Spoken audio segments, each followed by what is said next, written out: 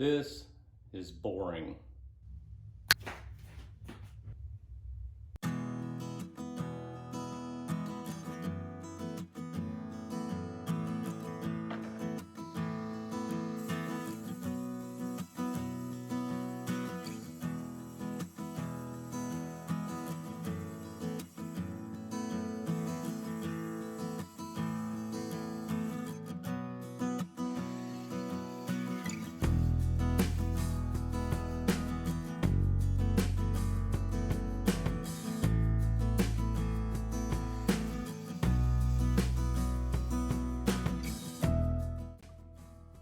Right, I have this board blocked out to its overall length and its overall depth, and I'm going to start marking out for my little T areas and then cutouts here on the sides.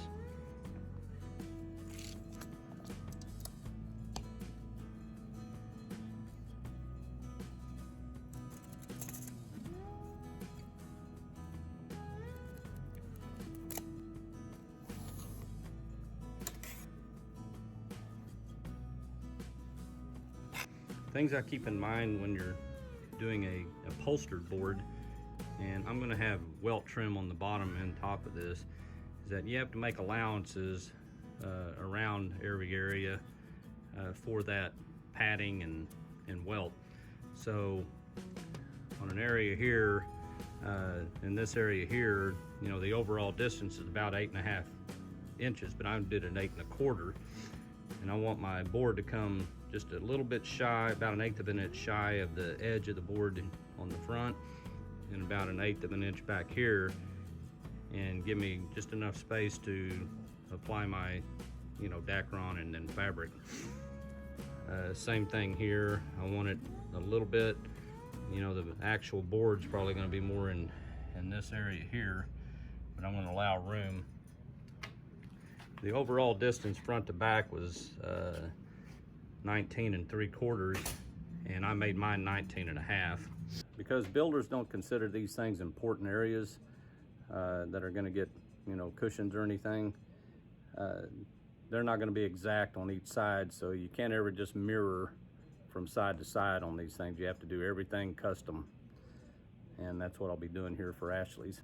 Okay, now that I'm satisfied with my measurements and markouts, I'm going to go ahead and start cutting this board.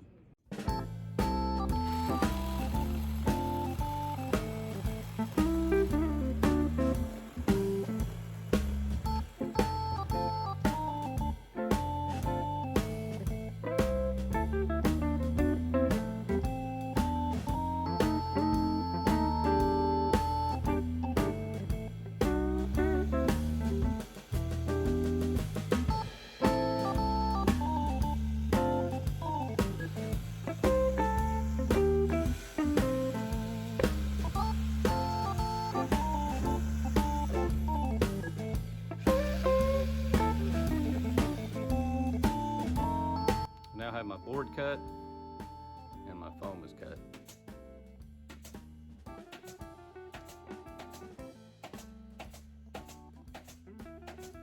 All right, I've marked out around my fabric, and I'm going to now start cutting the allowance for my seaming.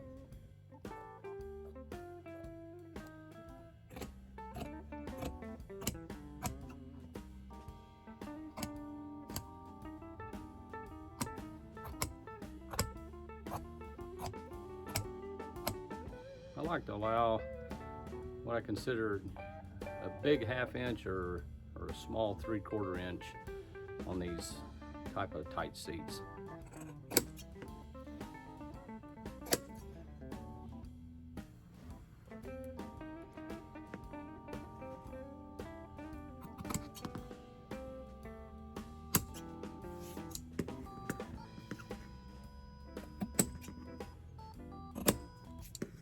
I'm going to cut my boxing enough to go halfway around.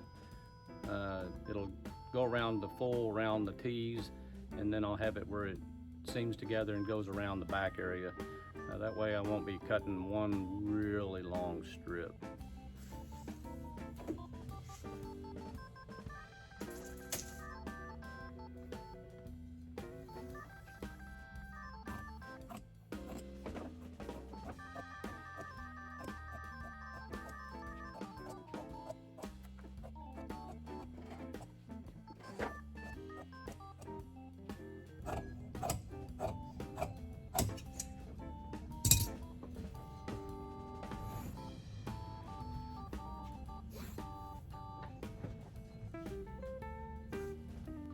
Alright, now that I've got my top cut and my boxings cut, I'm going to start cutting my welt on a slight bias.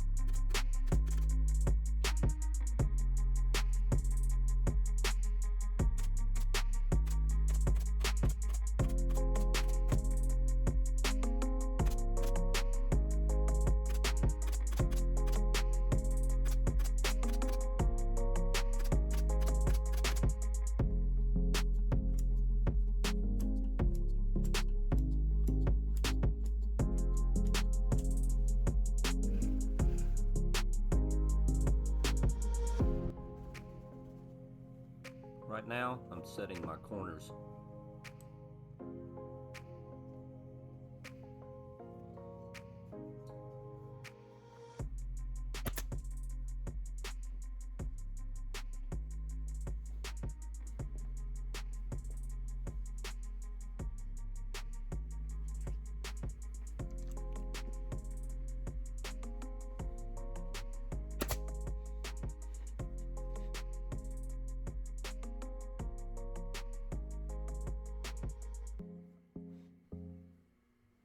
On these type of boards, I always want to make sure that my salvage is turned down towards the boxing.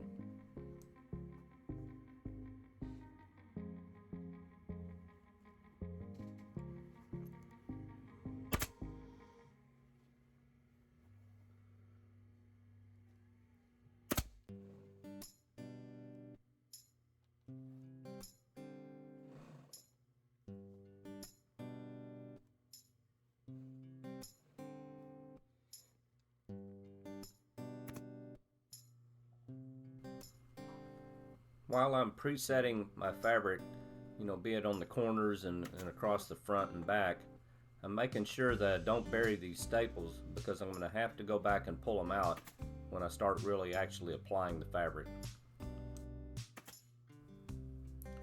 Once I'm ready to apply my fabric, I make sure I'm turning my salvage down towards the boxing, and then I'll get me a piece of tack strip and I'll start using it as a sizing to measure across the boxing. And I always start in the center and work my way to the corners.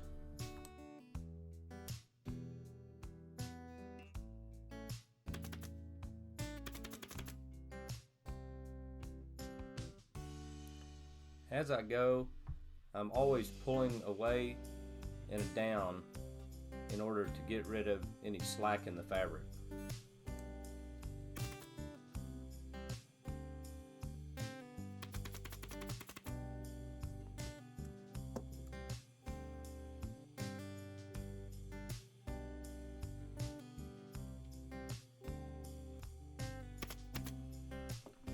As with the front, I go to the back and I do the same process, and I don't go all the way to the corners. I usually stay about 6 inches away from each corner, and what I'm doing in this process is tightening up the front to back all the way across. Then I'll just work on the sides and the corners.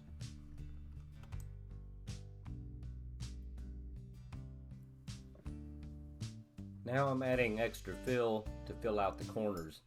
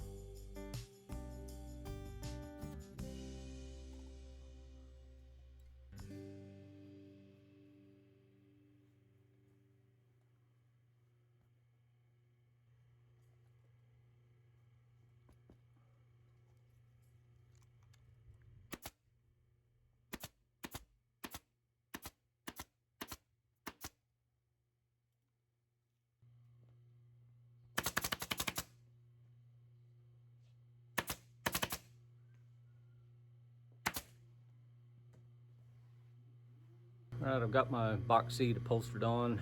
Of course, I used a little guide to, make sure I get it the same all the way around. And I make sure I line up my corners and turn my welt towards the boxing and not towards the top. And got it all on and ready to go.